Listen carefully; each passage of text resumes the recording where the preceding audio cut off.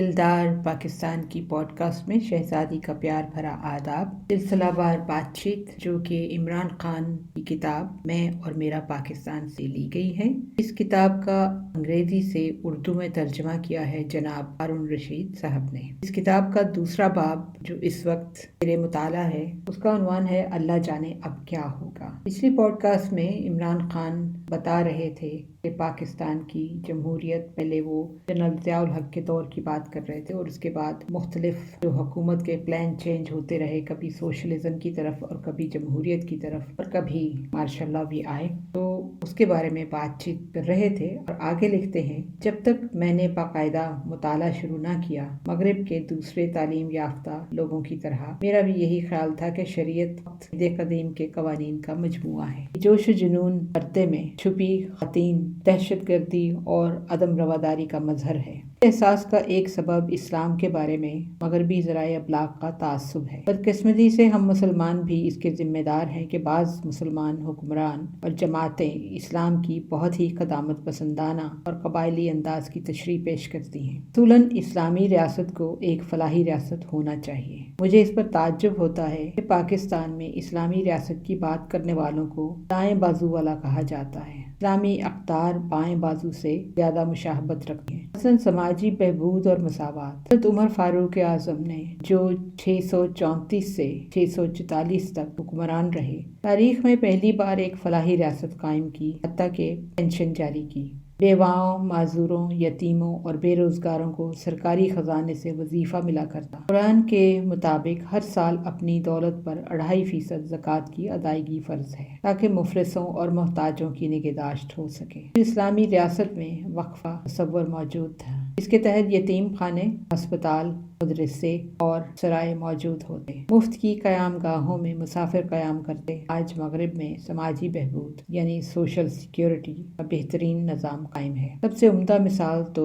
Scandinavia के ममालिक हैं। खुद अमेरिका भी अपने गरीबों पर सालाना अरबों डॉलर सर्व करता है। किस्मती से मुस्लिम ममालिक की अक्सरियत ऐसे किसी भी निज़ाम से महरूम है। पाकिस्तान में रिश्तेदारों के सिवा गरीब आदमी की हिफाजत करने वाला कोई नहीं। तालीम, सेहत और इंसाफ तक इनकी रसाई नहीं। अक़वाम मुत्तहिदा के तरक्याती प्रोग्राम के तहत होने वाले एक सर्वे के मुताबिक 54% पाकिस्तानी जिंदगी में कई तरह की महरूमियों का शिकार हैं। तकरीबन 2/3 शहरी रोजाना $2 से कम में गुजारा करते हैं। 40% बच्चे ग़िज़ा की कमी का शिकार हैं। पाकिस्तान को एक इस्लामी रियासत कैसे कहा जाए? मौसम गर्मा में क्रिकेट खेलने के बाद जब मैं हर साल सरमा के मौसम में पाकिस्तान पहुंचता, रंज के साथ मुल्क की हालात का जायजा लेता जो बतदरीज बिगड़ती ही चली जाती थी। इसके बावजूद मुझे छोड़ने का कभी ख्याल न आया और पाकिस्तान के सिवा किसी दूसरे वतन का तस्वुर मेरे जहन में कभी न जागा। इस जमाने में मैंने सियासत में दाखिल होने का ख्वाब तक न देखा था। अगर कोई तजवीज़ करता तो शायद मैं ये कहता कि इससे बदतर कोई चीज़ हो ही नहीं सकती। 1980 के अशरे तक मरात याफ्ता तबकात के दूसरे अफराद की तरह मैं ये सोचने लगा कि चूंकि पाकिस्तान के मसाइल बहुत पेचीदा हैं और हल नहीं हो सकते, लिहाजा आदमी को फक्त अपनी ही फिक्र करनी चाहिए। फिर ये कि सियासत मुझे क्या देती। मैं एक ऐसी जिंदगी गुजार रहा था, पाकिस्तान ही नहीं दुनिया के दूसरे ममालिक के अक्सर लोग भी इसका सिर्फ ख्वाब ही देख सकते हैं। मैं दुनिया भर में घूमने फिरने वाला एक अमीर और क्रिकेट का मकबूल हीरो था। मेरे नजदीक सियासत एक गंदा खेल था। इन लोगों का काम जिन्हें कोई दूसरा मशगला मैसर न हो। मेरे स्कूल के जो तालिब इल्म साथी सियासत में गए, उनमें से अक्सर तालीम और खेल के मैदान में नाकाम रहे थे। बेशतर जागीरदार खानदानों से ताल्लुक रखते थे। कोई भी सियासतदानों को बेलौस और मुखलिस न समझता था, जो मुल्क को बेहतर बनाने के आरज़ूमंद हों।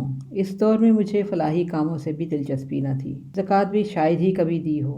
मेरा अंदाज़े फ़िक्र ये था कि चूँकि मैंने अपने टैक्स अदा कर दिए, चनाचे फ़र्ज की अदायगी हो चुकी है। ये वो दिन थे जब मैंने सोचना शुरू किया कि खुदा का वजूद मुमकिन है। ये ख्याल पाकिस्तान में इस्लामाइजेशन नहीं बल्कि क्रिकेट से फूटा। 1982 में खिलाड़ी की हैसियत से मैं अरूज के करीब था। 7 साल तक मैं मुतवातर खेलता रहा। साथी खिलाड़ियों को मैं किस्मत के बारे में बात करते हुए सुनता रहता था। अभी बेहतरीन कैफियत में होने के बावजूद मैं कुछ ना कर पाता اور کبھی کاہلی کے باوجود کامیابی حاصل کر لیتا۔ میں نے یہ بھی محسوس کیا کہ سخت مقابلوں میں ایک نقطہ ایسا ہوتا جس سے معاملہ کسی ایک ٹیم کے حق میں پلٹ جاتا۔ بعض اوقات کھیلنے کی صلاحیت سے اس کا کوئی تعلق نہ ہوتا۔ مثال کے طور پر امپائر کی کسی ایک غلطی یا تعصب سے نہ صرف ایک میچ بلکہ پوری سیریز کا پانسا ہی پلٹ جاتا۔ بسا اوقات ایسا ہوتا کہ ایک ٹیم جیت رہی ہوتی مگر کسی انہونی چیز مثلاً بارش کے نتیجے میں دوسری فتح یاب ہو جاتی۔ بعض اوقات ٹاس سے فتح یا شکست کی راہ ہموار ہو جاتی۔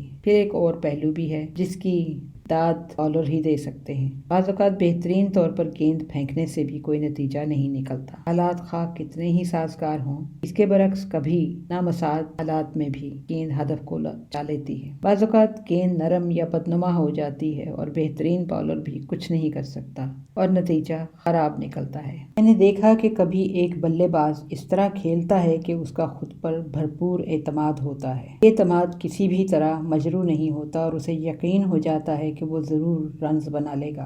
وہ غلطیاں کرتا ہے، گیند کو کیچ کرا دینے والی غلطیاں، لگتا ہے کہ ابھی ابھی وہ آؤٹ ہو جائے گا، لیکن سب تعجب کے ساتھ دیکھتے ہیں کہ وہ کامیاب رہتا ہے۔ میں نے محسوس کرنا شروع کیا کہ فقط اعتماد اور کوشش ہی کامیابی کی ضمانت نہیں۔ جو کھلاڑی اہلیت، ہنر اور عزم رکھتے ہیں وہ اہم کامران رہتے ہیں، مگر ایک حد ہے جس سے آگے ہر کوئی بے بس ہے۔ اسی کا نام قسمت ہے۔ شب و روز گزرتے رہے اور میں نے اپنے آپ سے سوال پوچھنا شروع کیا، جس چیز کو ہم قسمت کہتے ہیں کیا وہی اللہ کی رضا نہیں؟ دوسرا سوال جس کی وجہ سے میں نے اللہ کے وجود کا ادراک شروع کیا یہ تھا، کوئی بھی کھلاڑی کسی وقت بھی زخمی ہو سکتا ہے۔ مہینوں تک ایک کھلاڑی کسی خاص موقع کے لیے جان توڑ محنت کرتا ہے، لیکن پھر یہ ممکن ہے کہ آخری وقت پر کوئی پٹھا کھینچ جائے۔ کیا یہ ہے ہماری تگدو کا انجام؟ مجھے تیز رفتار بالر کی حیثیت سے ہر میچ کے لیے خود کو بہترین حالت میں رکھنا ہوتا، مگر بارہا ایسا ہوتا کہ کچھ نہ کچھ زخمی ہونے کے باوجود مجھے کھیلنا پڑتا۔ یہ معلوم نہ ہوتا کہ کیا اس طرح زخم اور بھی بگڑ نہ جائیں گے۔ آدمی کا بس نہیں چلتا۔ 1982 میں جسمانی صحت، تجربے اور تربیت کے اعتبار سے میں بہترین حالت میں تھا۔ ایسا لگتا تھا کہ میں کرکٹ کی تاریخ میں سب سے زیادہ وکٹیں لینے کا ریکارڈ قائم کروں گا۔ میں اس وقت مضبوط اور طاقتور تھا، یوں لگتا جیسے کوئی چیز میری راہ روک نہ سکے گی۔ میں یہ سوچتا آدمی بوڑھا کیسے ہو جاتا ہے۔ میں سوچ بھی نہ سکتا تھا کہ گزرتا ہوا وقت میری قوت میں کمی لا سکے گا۔ میں خود کو ناقابل تسخیر محسوس کرتا۔ صرف ایک برس میں، صرف 13 ٹیسٹ میچوں میں میں نے 40 وکٹیں حاصل کر لی تھی۔ یہ تقریباً ایک عالمی ریکارڈ تھا۔ میں ریاضت اور جنون کے ساتھ اس منزل پہ پہنچا تھا اور میں نے خود اپنی ذات کے سوا کسی پر انحصار نہ کیا تھا۔ اگر میں زخمی ہو جاتا تو شاید ہی کبھی معالج کے پاس جاتا، بلکہ زخم منتقل کرنے کے لیے ورزش پر بھروسہ کرتا۔ پاکستانی ٹیم نہایت تیزی کے ساتھ کرکٹ کی عالمی منظر نامے پر ایک نئی قوت بن کر ابھر رہی تھی۔ ابھی حال ہی میں ہم نے بھارت اور آسٹریلیا کی دھنائی کی تھی۔ اسی مرحلے پر مجھے ہڈی کی ہڈی پر چوٹ آئی اور 2.5 برس تک میں باؤلنگ نہ کر سکا۔ سارے سپنے ٹوٹ گئے۔ صرف ایک کھلاڑی ہی محسوس کر سکتا ہے کہ جب ایک چوٹ سے اس کا کیریئر تباہ ہونے لگے تو دل پر کیا گزرتی ہے۔ میری اب تک کی زندگی میں یہ سب سے بڑا حادثہ تھا۔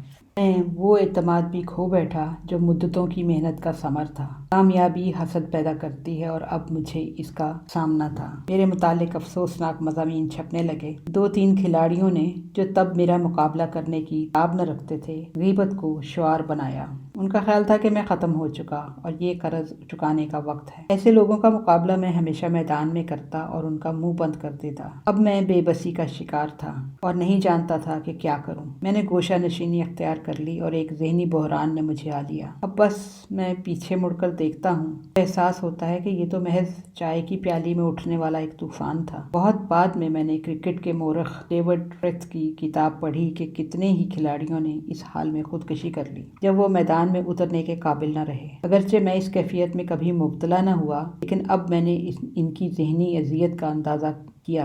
ذہن میں اس سوال کے ساتھ کہ اب کبھی میں باؤلنگ نہ کر سکوں گا، میں نے خود کو غیر محفوظ پایا اور اپنے آپ پر میرا اعتماد متزلزل ہونے لگا۔ میں ایک ستارہ شناس اور قسمت کا حال بتانے والے 2 اور آدمیوں سے ملا۔ اس سے پہلے میں نے کبھی ایسے لوگوں کے بارے میں سوچا تک نہ تھا، کبھی مجھے ان کی ضرورت ہی نہ پڑی۔ خود پر میرا اعتماد ایسا تھا کہ میں اپنی صلاحیت اور ریاضت سے جو چاہوں میں حاصل کر سکتا ہوں۔ میں ان کھلاڑیوں جیسا نہ تھا جو شگون لیتے اور یہ سمجھتے ہیں کہ فلاں पांच चीज़ या आदत की वजह से कामयाबी का हसूल मुमकिन है। नजूमिया से मेरी मुलाकातें बेसमर रहीं। जो कुछ उन्होंने कहा उसका बड़ा हिस्सा बेबुनियाद था। तब मैंने फैसला किया कि दोबारा कभी इनके पास न जाऊंगा। एहतियाज और परेशानी के बावजूद मैं अल्लाह की तरफ मुतवज्जो रहा, खास तौर पर इस वक्त जब पिंडली में टीस उठती। 2 बार जख्म के मुकम्मल तौर पर मुंतमिल होने से पहले मैंने गेंद कराने का तजुर्बा किया। तीसरी बार मैं मुहतात रहा, लेकिन अपने आप से मैंने कहा अल्लाह जाने अब क्या होगा, कभी खेल भी सकूंगा या नहीं। इसीलिए इस बाब का उन्वान था अल्लाह जाने अब क्या होगा। और अगर यहाँ पर हम आपको दिखा सकते तो 3-4 सफ़ों पर बहुत खूबसूरत रंगीन तस्वीरें हैं अपने बचपन की शामिल की हुई हैं किताब में। इमरान खान ने अपने बाप की और नाना की तस्वीरें हैं, बहनों की हैं, इसके अलावा कायद आज़म और अयूब खान, भुट्टो, ज़िया, याहिया सब की तस्वीरें हैं। इलामा इकबाल की तस्वीरें भी हैं और कुछ और अपने पहाड़ी इलाकों पर लोगों के साथ बड़ी खूबसूरत सी तस्वीरें हैं। और इसके अलावा क्रिकेट के मैदान में कप के साथ। ये मौका बमौका तस्वीरें आपने सोशल मीडिया पर देखी हुई हैं, गालबन यही किताबों से निकाल कर लोगों ने वहाँ पर शेयर की हुई हैं। यहाँ पर इस सिलसिले को रोकते हैं। अगले हफ्ते बाब सोम आपकी खिदमत पर पेश करेंगे। हमारा ईमेल एड्रेस है dildarpakistan@hotmail.com। Until next time, take care, God bless, Allah Hafiz.